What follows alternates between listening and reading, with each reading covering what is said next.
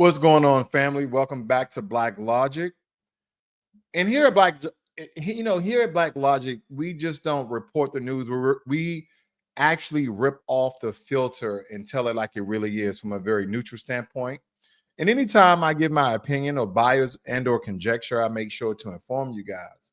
So this evening broadcast, we're going to talk about a couple of updates as well as some reoccurring headline news.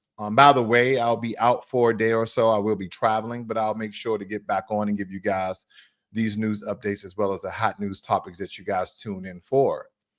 But it's heavy this evening because Biden is back in the spotlight with promises about Social Security. He's probably on it himself. He's catching heat for now how his administration handled a man deported by mistake. And get this, Homeland Security just told a U.S. citizen, and I just reported on this. This morning. Homeland Security told a U.S. citizen to leave the country. So again, we're going to get into this because I have receipts about this. But in our first news update here, Kilmar Abrego Garcia was deported to El Salvador wrongfully, as I've been updating you guys for about 2 weeks now. And the Trump administration has done nothing to bring him back, even after a Supreme Court order. The administration says that they are not obligated in bringing him back. And El Salvador's president is now labeling Garcia a terrorist. They say that he's a terrorist. This ain't just about immigration. It's about accountability. What's the play here? Is it foreign policy, strategy, or calculated neglect? I'm just asking these questions because, again, as I was alluding early this morning, as well as 2 weeks ago, how this can really trickle and bleed over into American citizen being deported and sent to the El Salvador prison. But I definitely want you guys to hear this news segment here, so bear with me. And El Salvador's president refused to send the men back in a White House meeting with President Trump. Senior national correspondent Terry Moran has the story. Good morning, Terry. Good morning, George. It's a nightmare scenario here. The Trump administration admits it mistakenly deported Kilmar Abrego Garcia to that notorious prison in El Salvador. And now they say the U.S. is powerless to get him back, despite an order upheld by the Supreme Court to bring him home. This morning, a stunning comment from President Trump caught on a live streaming camera before reporters were in the Oval Office, telling the president of El Salvador he'd like to send American citizens convicted of crimes to prisons in El Salvador. I said, homegrowns are next. The homegrowns built. You got to build about 5 more places. Yeah, that's fair. All right. It's not big enough. Minutes later, with reporters in the room, Trump said he wants Attorney General Pam Bondi to see if the law allows this. I'd like to include them in the group of people to get them out of the country, but you'll have to be looking at the laws on that. The president musing that this proposal could help with America's prison population. I'm all for it because we can do things with the president for less money and have great security. And we have a huge prison population. And it isn't the first time Trump's. I just wonder, is this a ploy to make America safe? America has never been safe. Even the very inception, the very start, the very foundation of America wasn't safe. America was taken by force, okay, from at least 2 groups of people. I won't debate that here. But nonetheless, he seems as though trying to make America safe. And again, I'm being very neutral because I'm looking at it from many different sides. But isn't this against the 5th and 14th Amendment to send American citizens? And then some of you guys are stating, well, he's only going to send the most violent criminals. Again, what if someone is wrongfully accused of a crime and sent to this prison where the president, once you get there, he doesn't seem like he's going to let you go? I just was watching a video. Okay, I just was watching a video just the other day.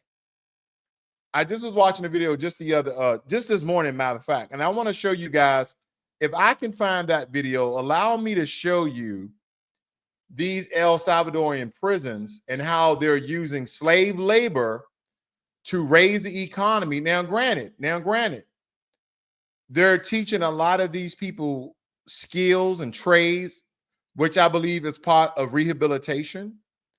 But this is one of the ploys, I believe, that the President Bukele of El Salvador wants more people to do all of these jobs for free. It's going to cost El Salvador nothing but housing in a prison. So you got 30, 40 people in one jail cell, clothing, which they're only wearing boxers, so to speak, and then feeding them.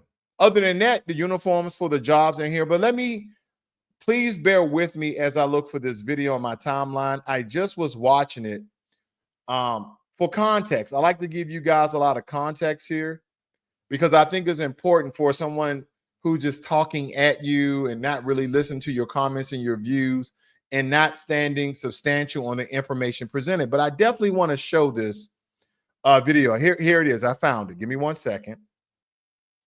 I'm going to probably play about a minute or two, but the first of it is very, very vital to what I'm referring to. Listen in on this, guys. Please listen in on this. Let me see if I can get this queued up. It's only while you live that you have these issues, if you notice that, or at least me, rather.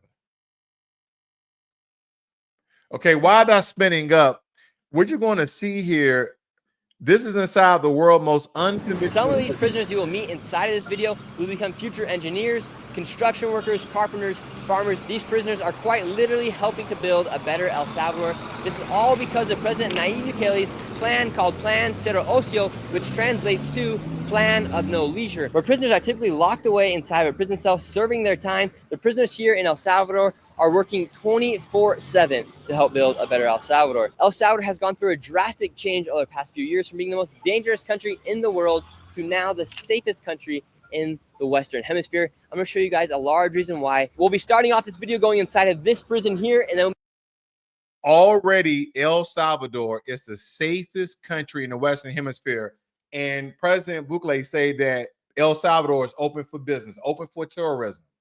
And it's all because of what he's doing with the prison system. Now, I'm not against anything he's doing with this country. That's his country. Have at it, do the right thing for it, make it safe. I'll come visit. I'm pretty sure it's a beautiful country right there in Central America. Okay, palm trees and mangoes and pineapples and such. But to send American prisoners here, now and again, they may go there and learn some skills. But I don't think these are the MS-13, but I could be wrong. we'll be going to another prison where nobody has ever actually gone into before. I will be the first person to ever receive access to go to where we're going today. Make sure you guys give this video a like and subscribe to the channel. We're on a mission to get to 500,000 subscribers. Esperanza. And what's it like in here? Aquí el día a día es trabajo en los diferentes talleres que tenemos dentro del centro penal y aprendizaje. Inmates here. Estoy enseñando aquí cómo poder hacer columnas de la manera segura para que su base sea siempre el mismo perfil. Inside of El Salvador. You won't see it anywhere else except for here on New Shirley. What a time. ¿Y cuánto más tiempo usted tiene aquí en este cárcel? Producir una prenda completa. And what will these clothes be used for? Trabajamos totalmente para prendas para el gobierno. Hemos producido también uniformes de la Fuerza Armada, de los agentes penitenciarios. Now, I don't know if you guys are seeing what I'm seeing, but a lot of the prisoners are looking at the camera and they don't look intrigued. They look pissed off. They like, I'll take this sewing machine and sew your mouth shut. Like, I'm just going to back it up. Okay. I'm making quite fun of it nonetheless. But look at this guy in the background right here. Let me blow this up. Look at this guy in the background. Look at these guys' eyes here. They don't look happy. They don't look like they're learning a trade, even though they are. Okay, even though they are. But they just don't look happy altogether. I'm gonna play a little bit more of it so you can can I back it up just a tad bit more so you can see the people's eyes in the background? Aquí todos los compañeros han venido totalmente nulos a este lugar, o sea, no sabían ni siquiera enhebrar una máquina. Yeah, no one's looking happy. En este lugar se les enseña desde lo básico, desde cómo enhebrar una máquina hasta cómo producir una prenda completa. And what will these clothes be used for? Trabajamos totalmente para prendas para And I get it. No one should be happy in jail. I get it. I know. But I'm just saying that's what he's going to use all this extra manpower is to put these guys in sewing shops, construction, and work for totally free. So again, the only thing that the country has to provide is the materials. Think about that. The only thing that the country has to provide is the materials where you have free labor, slave labor. But I guess in return, you're not in prison. You're learning a trade. I guess, but I digress. Whoa, boy. But it's an ongoing battle trying to return Kilmar Abrego Garcia to the U.S., and it doesn't look like it's going to happen anytime soon, unfortunately. Joe Biden is reemerging onto the national stage, and he's not talking about Trump, at least not directly. Instead, he's warning America that Trump's policy could threaten Social Security as we know it. Is this Biden's 2024 trial balloon? Despite his key states with aging population, is this smart politics or desperation? I really thought Joe Biden was going to be on the beach with his wife, Jill. I really thought they were just going to live out the rest of their days in paradise. I mean, you did a couple of things great for the country, but for the most part, you didn't do much. But you are American president. You are American vice president. You've pretty much done it all. You've been a senator, vice president, president. If I was Joe Biden at his very fruitful age, I'll just go sit down some damn where. That's just me. A federal judge gave the DOJ the green light to drop a gun case against Henry Valatoro Santos, a suspected MS-13 leader. And of course, everybody's asking the question, why? To clear the path for deportation. But critics argue that just let him off the hook. Shouldn't criminals be prosecuted before deportation? Is this justice or political chess move? Because again, he can be deported to El Salvador if there's no connection. But I'm most likely, if he's going to be deported to El Salvador, he's going to end up in that prison. That is my belief, that he will end up in that prison. There's no way they're going to let him go. So that may be the move to drop the case against a man accused of being a top MS-13 gang leader. The Salvadoran national now faces potential deportation. Justice Department correspondent David Spunt has the latest. Hi, David. Hi, Dana. This is a bit unusual because the attorney general all the way up to the president made a big deal about this case on March 27th after the arrest. Yesterday, though, the DOJ moved to drop it. Fox watched as the FBI took Henry Josue Valatoro Santos into custody early on the morning of March 27th. He was the leader for the East Coast, one of the top 3 in the entire country. Right here in Virginia, living half an hour outside of Washington, D.C. He is an illegal alien from El Salvador, and he will not be living in our country much longer. We took down this morning a top leader of MS-13. That is not done easily. That is done with brilliant law enforcement. It was one of the top leaders of MS-13 living here, an illegal immigrant, and that illegal immigrant's going to go back to where he came from. Now, Dana, he was. So again, the Trump administration is really cracking down on illegal immigration, and they're dropping the gun charges against him just to deport him. I don't know why they would drop the gun charges. Again, there should be a process of due process to prosecute him, so he is then labeled as a violent criminal, which will land him in CCOT if that is the truth, based upon the evidence and information that the Homeland Defense, FBI, all our law enforcement agencies have on him, since he's one of these top leaders, top officials, top people in the MS-13 gang / cartel. I would have believed that they would have a lot more information than that. Here are the first steps. Here are the first remnants of a U.S. citizen being deported or being extradited or being exiled from the United States of America. Here are the beginnings. When they start to speak like this, this is one of the things that they're doing. Nicole Manashoni, a U.S. born, a an American citizen who is an immigration lawyer, got an email from DHS, Department of Homeland Security, telling her to leave the country within 7 days. Yes, you're hearing this correct. A citizen. DHS says it was a mistake, but she thinks it's a scare tactic. Either way, this shows how messy the immigration system is right now. I can't agree with this more. It states email to Massachusetts lawyer warned her to deport the U.S. immediately, even though removing U.S. citizens is illegal according to the Constitution. Nicole Manashoni described receiving an email on 11 April and that its heading was notice of termination of parole. It is time for you to leave the United States, the email read. If you do not depart, and I'm right here, ladies and gentlemen, I'm right here. If you do not depart the United States immediately, you will be subject to potential law enforcement action that will result in your removal from the United States. They didn't say where they was going to deport her to. Have you guys noticed that? They have not stated where they're going to deport her to. So you're just going to be exiled. You're going to be removed from the United States of America and go where? She's an American citizen. This is her home. A lot of violations of the Constitution.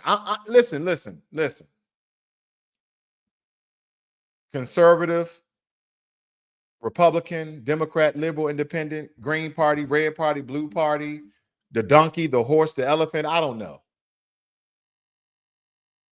But all those people who are out there on all sides of the political spectrum, talking about the Constitution, my constitutional right, constitutional carry with guns, constitutional this, constitutional right to the land, Constitution.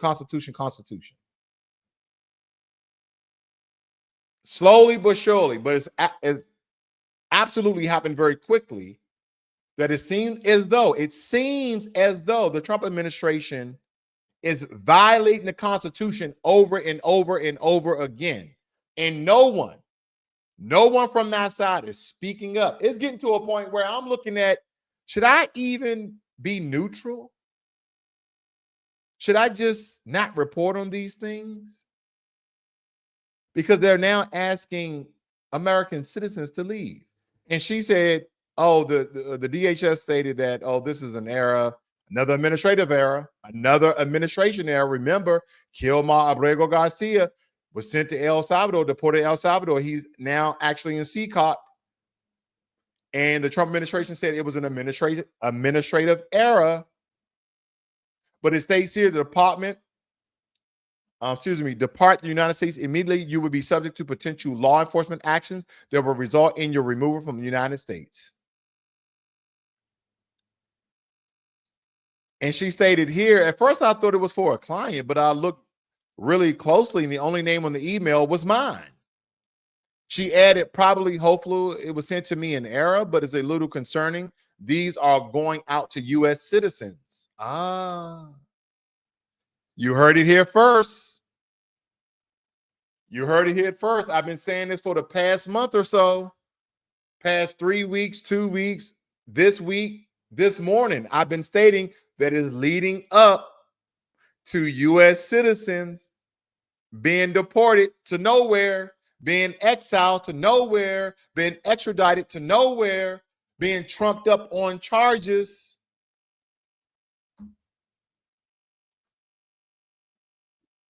Last but not least, it states right here that removing U.S. citizens from the United States is clearly illegal. That it's clearly illegal. Wow. We're already there. I didn't think that was going to move this quickly, where U.S. citizens who are possibly speaking up for immigration, those who are speaking up for the war between Israel and Hamas. Wow. It's a very crucial time not to be an activist. Again, your civil liberties, your constitutional rights may be at jeopardy if you fall into some of these categories of immigration and or protesting against, the war against Hamas and Israel. It's a very, very trying time. Very, very trying time. Now, after 2 months of silence, the CDC advisory group is finally reviewing updates on vaccines, including COVID-19, RSV, and even chikungunya. This delay comes while Robert F. Kennedy, a known vaccine skeptic, leads HHS. The timing suspicious. Is vaccine policy being politicized? I think it's always been politicized, especially during this term right here. Now, again, that word that I try to pronounce, I'm pretty sure a lot of you guys know how to pronounce it. Chikungunya, Ganya. I have no idea, but it's some sort of vaccine. Some sort of vaccine. Now, making history. First Lieutenant Gabrielle White just became the first woman to compete in the Army's grueling Best Ranger competition. She placed 14th out of 52 teams. The White House isn't saying much, likely because the Trump administration isn't keen on highlighting diversity. Still, this is a breakthrough moment for women in uniform. This is absolutely a great achievement. She actually ranked number 14 out of 52 men. That's astronomical. Now, I won't say out of 52. I won't say out of 52 men nonetheless. I just believe that, again, there's a lot of exceptional women who can go through go through this very strenuous competition. But out of 52, you score in the top half. See, 52, you within the top 15. Wow. She's a beast. She's an animal. I would be, again, listen, this states a lot of women achievements when it comes to their physical prowess. Now, let's just take, for instance, you had 52 men and 52 women in this Best Ranger competition. Who am I putting my money on as a collaborative group, like a group? Do I believe the women are going to win the competition, or I believe the men is going to win the competition? I'm going to bet my money on the men all day. Because men are just naturally, okay, based upon our genetics, we have larger muscle groups. We have larger lung capacity. We can do more. We can lift more times at heavy weight. Generally, again, there's exceptional women out there who are very strong, very fast, can swim. They can do all these great things. But that's the exception to the rule. You're not going to find a Gabrielle all over the place in all these different elite fighting groups or elite groups all together. Okay, she's what they call a 101. Are there possible a couple more of people like her of the female sex? Absolutely, and I applaud it. And this, to me, is not about diversity. I hate that we keep saying diversity, because, again, we understand that white women and white men, they benefit from DEI more so than any other demographic. But nonetheless, this is not about DEI. This is not even about diversity. This is about a person who happens to be female who is a freaking beast. Because now, granted, in my prime, I could have probably ranked in the top 25. I went through a Marine Force recon. I wasn't recon. I'm not stating I was recon. I went through the indoctrination and I passed. But once they told me the training regimen and how long they stay out in the bush 6 months at a time, I declined that very quickly. Nope, that's not me. That's probably why there is not a lot of black people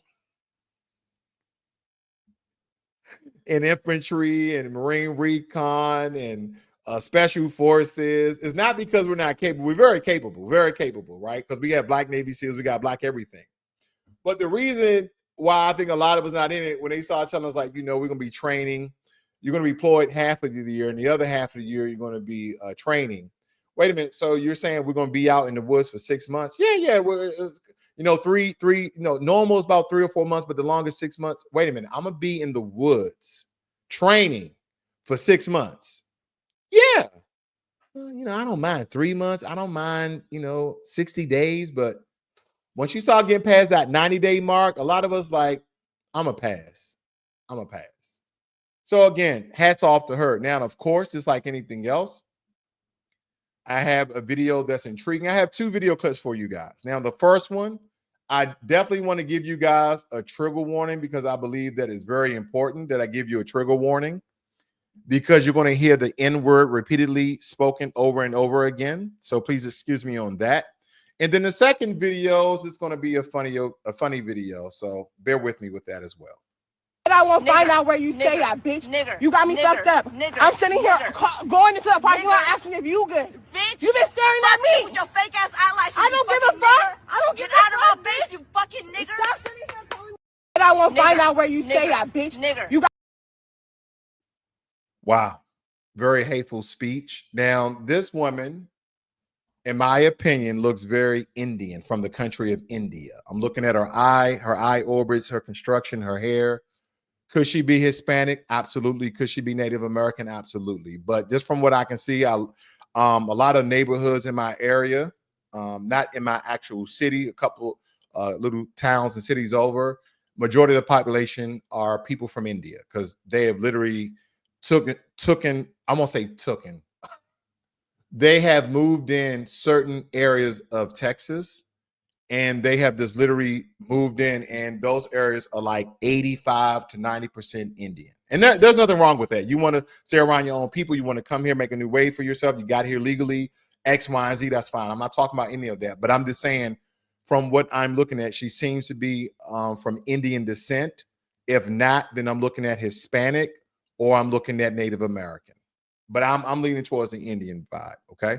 And that's the first video for you guys. Okay, I have one more, and hopefully this cheers a couple of you guys up.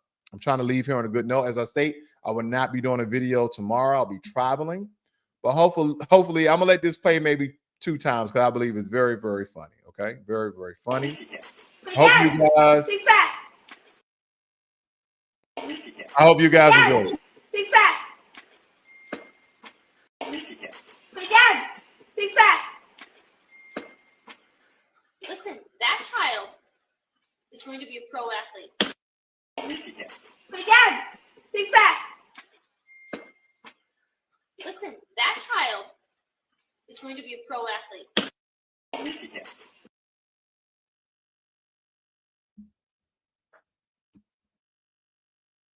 Not in basketball. He won't be a pro athlete in basketball. Maybe he want to do football, soccer, baseball, hockey, cricket. Not basketball. My dad, think fast. Listen, that child is going to be a pro athlete. Now, of course, a lot of you are going to say, well, he wasn't looking. Either way, you guys have a great and wonderful evening, and I see you guys on the next one. This is Blacklogic.